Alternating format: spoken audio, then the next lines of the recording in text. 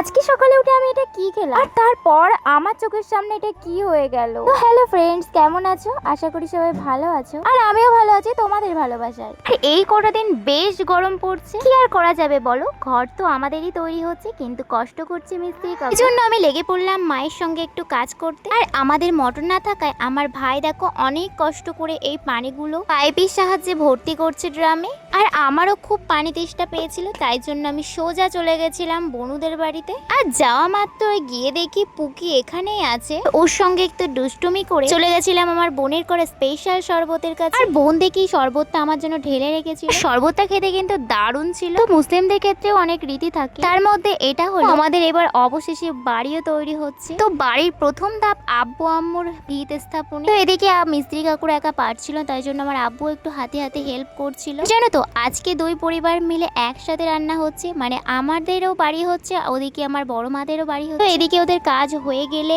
একে একে বসতে দেয় বাগানে। তো রান্না হয়েছিল ভাত, ডাল, আলু আর মাংস। আর তার মধ্যে সবকিছু বয়ে বয়ে আনতে হচ্ছিল, তার মধ্যে আমি মাংসটা এনে দিয়েছিলাম। এটাই হলো আমার বড় আব্বুদের ঘর। তো মিস্ত্রি কাকুদের খাওয়া হয়ে গেলে অবশেষে আমরা এবার সবাই মিলে খেতে বসি। এদিকে আমার সোনা মামা উঠে গেছিল, তাই জন্য ওকেও একেবারে আমার সঙ্গে বসি। জানো তো প্রত্যেকটা তরকারিতে বেশ ঝাল হয়েছিল, যদিও ঝাল খায় ও একটু, কিন্তু প্রচন্ড ঝাল হয়েছে। সব শেষে আমাদের দুজনের খাওয়া কমপ্লিট।